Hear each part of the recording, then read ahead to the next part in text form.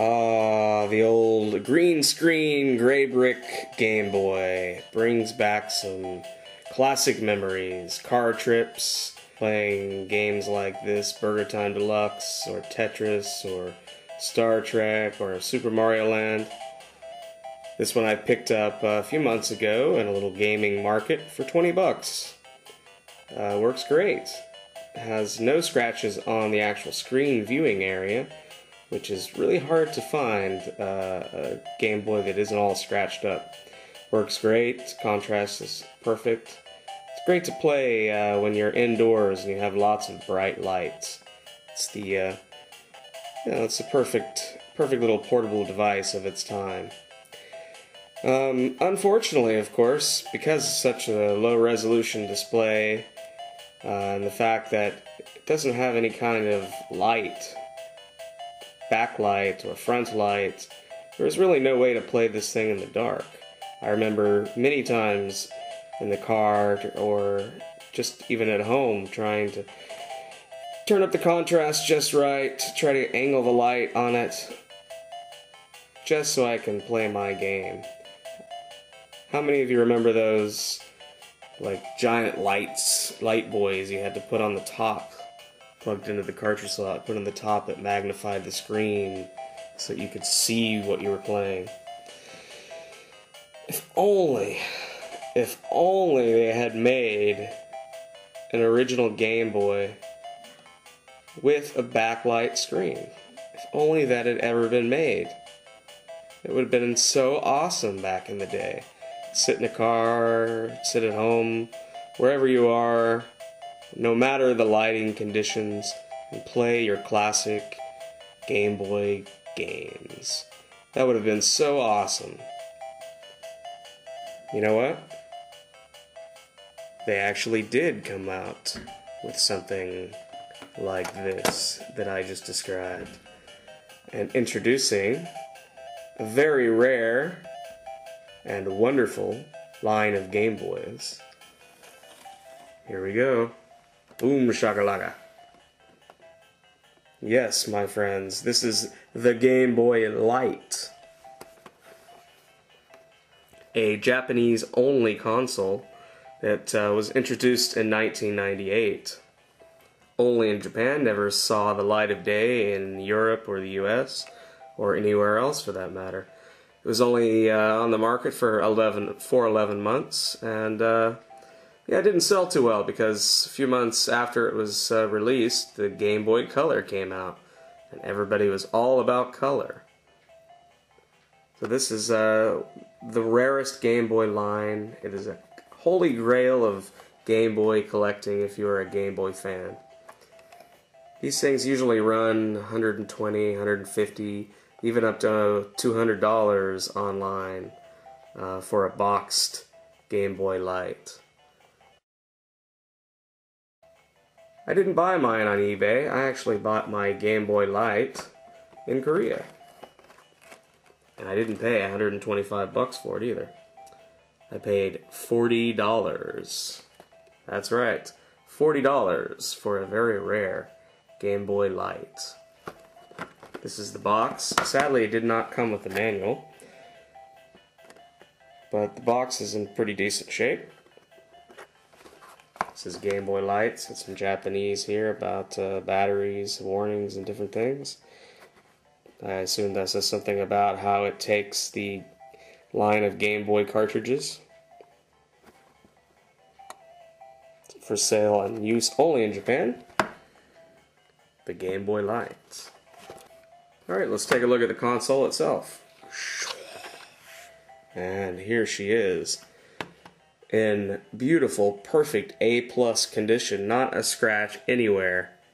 Not a scratch on the screen, not a scratch on its case, nothing. It's in perfect A+ condition. Let's turn it on.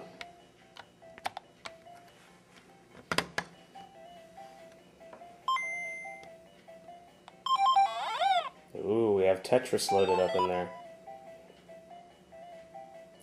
Now what makes this so special, of course, is that it has this. On, off, on, and light. It is, after all, the Game Boy Light. Yes, this bad boy sports an electroluminescent backlight. Remember those Indiglo watches from, say, the early 90s? That's what this thing has. It is the first implementation of a backlight on any Nintendo system. Okay, so let's look at the console a little closer here. Of course, you've got a standard Game Boy Pocket style D-pad, BA, select start, speaker at the bottom. Turn it over here, and this is a little different. The battery cover is shaped like the batteries. It uses two AA batteries, unlike the Game Boy Pocket. And yeah, it's the little bumps here give you a nice grip on the system when you're playing it. As you can see, it is in pristine condition. Even the back has no scratches. Now let's see what all the fuss is about this special backlight. Let's turn the lights out and see how it looks.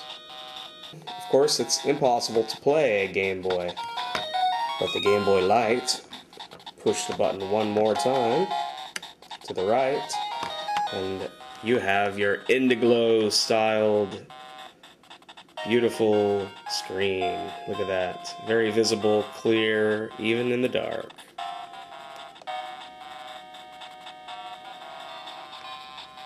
Really liking the feel of this console. It's really lightweight. I never had a Pocket before, Game Boy Pocket. It's very light. Since it has a light and everything, you can play in the dark, of course, which is awesome. People mod their existing systems just so that they can do that. But, you know, they actually produced a model with a built-in backlight back in '98. These things are not that easy to come by. They're very rare all over the world. Even in Japan, they go for exorbitant prices.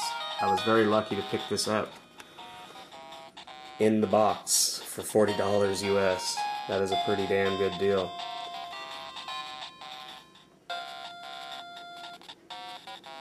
So you get about 20 hours without the backlight on and 12 hours of gameplay with the light on.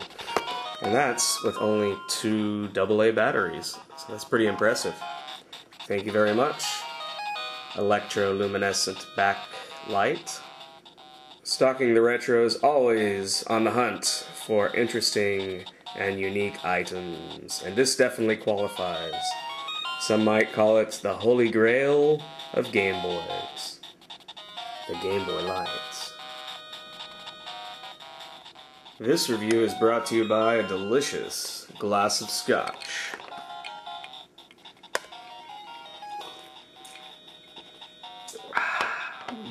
That is so good.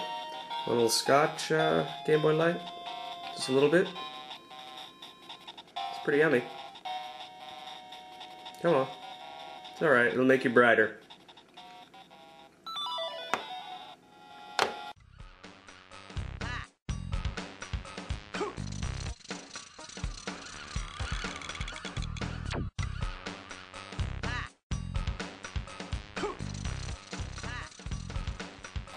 It has a stop. Cut. The old gray brick, green screen Game Boy. Start over. So let's see what all this is. So without a backlight, it's pretty much impossible to play a Game Boy in the dark because there's no way to see it. Cut 10.